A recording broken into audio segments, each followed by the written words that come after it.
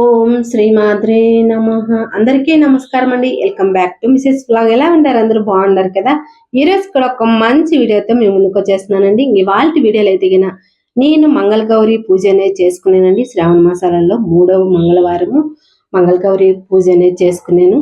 So నేను ఎలా పూజ చేసుకున్నాను అనేది ఈ రోజు వీడియోలో అయితే మీ అందరితో కూడా షేర్ చేసుకుంటాను నేను. సో తప్పకుండా చూడండి, ఎండింగ్ వరకు మీకు అర్థమవుతుంది. ఈ వీడియో కానీ మీకు నచ్చితే కన్నా ఒక లైక్ చేయండి. మన ఛానల్ ఎవరైనా ఫస్ట్ టైం చూసినట్టయితే ప్లీజ్ సబ్స్క్రైబ్ చేసుకోండి. పక్కన ఉన్న బెల్ ఐకాన్ క్లిక్ చేస్తున్నారంటే నేను చేసే ప్రతి వీడియో మీకు నోటిఫికేషన్ అవుతుంది ఫ్రెండ్స్. మిస్ కాకుండా వీడియో అనేది స్టార్ట్ చేసేద్దాము. సో నేనైతే నిన్న సోమవారం పూజ అనేది చేసుకున్నానండి. పీట అయితే అసలు కదిలేదు, పూలన్నీ కూడా తీసేసినాను.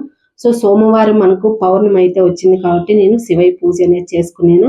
ఆ పీట అలాగే కదిలేకుండా అదే పీట పైన నేను మంగళగౌరి పూజ అనేది చేసుకుంటాను. ముందు రోజు పెట్టిన పూలన్నీ కూడా తీసేసి నిత్య దీపారాధన చేసేసుకొని ఇంకా మంగళగౌరి పూజ చేయాలంటే గౌరీ అమ్మవారిని అయితే పసుపుతో ఈ మాదిరిగా అయితే చేసుకోవాలి కాబట్టి పసుపు అమ్మవారిని అయితే చేసుకున్నానండి.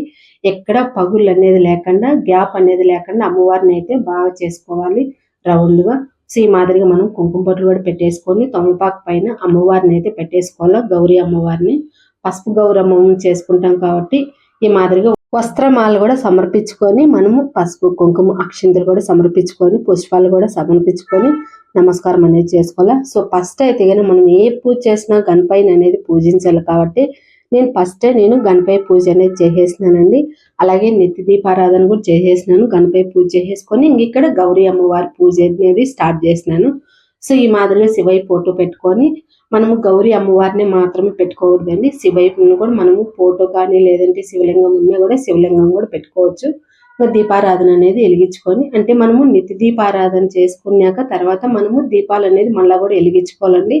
సో మనం ఏకారతితో కానీ అగరబత్తితో కానీ ఈ మాదిరి వెలిగించేసుకొని అమ్మవారికి అగరబత్తి ధూపం అనేది ఇచ్చేసి అలాగే ధూపం కూడా సమర్పించుకొని మనం అక్షింతలు అనేది సమర్పించుకొని అమ్మవారికి అనేది అష్టోత్తరం చదువుకుంటా మనము గాజులు కానీ లేదంటే కుంకుమతో పూలతో అర్చన చేసుకోవచ్చు, లేదంటే కుంకుమతోనే అర్చన చేసుకోవచ్చు.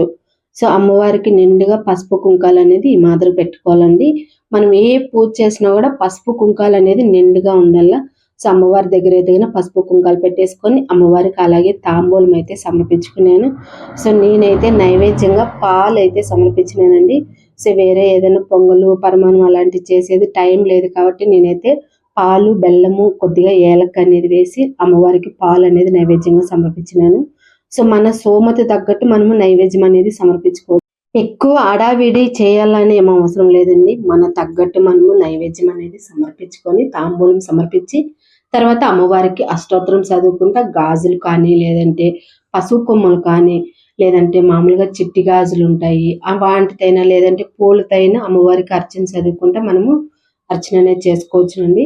అలాగే మంచి సువాసన అంటే అమ్మవారికి ఇష్టం కాబట్టి కొంచెం జవాది పౌడర్ కానీ లేదంటే అత్తరు కానీ ఉన్నా కూడా వేసుకుంటే మంచి సువాసన అనేది ఉంటుంది. ఇక్కడ మామూలుగా అమ్మవారికి అయితే పసుపు కుంకుమ అలాగే అక్షంతలు సమర్పించి ఫస్ట్ నేనైతే పసుపు కొమ్మలతో నేను అర్చన అనేది చేసుకున్నానండి. సో మనము మెయిన్ ఈ అమ్మవారికి అయితే పసుపు కొమ్మలతో చేసుకుంటే ఇంకా చాలా మంచిది. అలాగే గాజులతో కూడా నేను అర్చన అనేది చేసుకున్నానండి. గాజులు అలాగే మనం కుంకుమ కూడా అర్చన అనేది చేసుకోవచ్చు. సో కుంకుమ అర్చన కూడా చేసుకున్నానండి నేనైతే ఇక్కడ మనము అమ్మవారికి అయితే గాజులు సమర్పించినాము కాబట్టి ఆ గాజులు అయితే మనం ఎవరికి తాంబూలంగా వేయకూడదండి, అది మనమే వేసుకోవాలి ఆ గాజులు అయితే సో మనము గౌరీ అమ్మవారి పూజ చేసినాక ఎవరికైనా తాంబూలమైనా మనం ఇవ్వచ్చునండి. సో తాంబూలం ఇచ్చేటప్పుడు ఇందులో మనము వరలక్ష్మి పండుగకు తాంబూలం ఇచ్చేటప్పుడు శనగలు ఇచ్చాము. సో గౌరీ అమ్మవారికి పూజ చేసేటప్పుడు మనం తాంబూలం ఇచ్చాము కాబట్టి శనగలు లేకపోయినా ఏం పర్వాలేదు. సో అమ్మవారికి అయితే అష్టోత్తరం అంతా చదువుకున్నానండి. ధూపం ఇచ్చేసినాక మనము కర్పూరహారతి కానీ పంచహారతి కానీ ఇవ్వచ్చునండి, రెండు కూడా ఇవ్వచ్చు. సో ఈ మాదిరిగా పూజ అయితే చేసేసుకున్నాను. ఇప్పుడైతే కర్పూరహారతి అనేది ఇచ్చా ఉన్నాను. సో ఎవరైనా చేసుకోవచ్చునండి మంగళగౌరి పూజ అనేది. మంగళగౌరి పూజ అయితే చేసుకోవచ్చు ఎవరైనా, ఆనవాయితీ ఉండాలని అవసరం లేదండి. మంగళగౌరి వ్రతం చేసుకునే వాళ్ళైతే కథలు ఉంటాయి, కథలు కూడా చదువుకుంటా అలాగే పిండి ప్రమిదల్లో దీపారాధన చేసి 9 మందికి లేదా 5 మందికి అనేది తాంబూలం ఇచ్చా అంటారు. సో మనం మామూలుగా పూజ మంగళగౌరి పూజ చేసుకుంటే ఒక్కరికైనా ఇద్దరికైనా తాంబూలం అయినా ఇవ్వచ్చునండి. సో మంగళగౌరి పూజ చేసుకుంటే చాలా మంచిదండి. ఎందుకంటే నేను కూడా ఇంతకుముందు చేసినాను. నేను ఇంతకుముందు ఫస్ట్లో అయితే నేను చేసిన దాన్ని కాదు, ఇప్పుడు 2 సంవత్సరాల నుంచి మంగళగౌరి పూజ అనేది చేసుకుంటా ఉన్నాను. సో చాలా మంచిదండి. నమ్మకంతో భక్తితో అమ్మవారికి అనేది పూజ చేసినామంటే చాలా మంచిది. సో నా పూజ అంతా కూడా నేను ఈ మాదిరిగా చేసుకున్నానండి, సింపుల్గా. సో నాకు తెలిసినంత వరకు నేను మంగళగౌరి పూజ అనేది ఈ మాదిరి చేసుకున్నానండి. సో నేనైతే కన్నా ఎలాంటి టెన్షన్ లేకుండా ఆరాంగా అమ్మవారి అష్టోత్తరము, అమ్మవారి శతనామాలు అన్నీ కూడా చదువుకుంటూ, అలాగే ఫోన్లో కూడా పెట్టుకొని అమ్మవారి పూజ అనేది చేసుకున్నానండి ప్రశాంతంగా. సో మంగళగౌరి పూజ ఎవరైనా చేసుకోవచ్చునండి, ఆనవాయితీ ఉండాలని అవసరం లేదు. సో నాకు కూడా ఆనవాయితీ అనేది ఏం లేదండి. నాకైతే మంగళగౌరి పూజ చేసుకోవాలనిపించింది, నేనైతే అమ్మవారి పూజ అనేది చేసుకున్నాను. సో ఆనవాయితీతో ముఖ్యం కాదండి, భక్తి, అలాగే మనసులో ఎలాంటి డౌట్ లేకుండా అమ్మవారి పూజ అనేది చేసుకోండి ప్రశాంతంగా భక్తితో. ఆ అమ్మే కరుణిస్తుంది. సో నేనైతే కన్నా నాకు తెలిసినంత వరకు ఈ మాదిరిగా మంగళగౌరి పూజ అనేది చేసుకున్నానండి.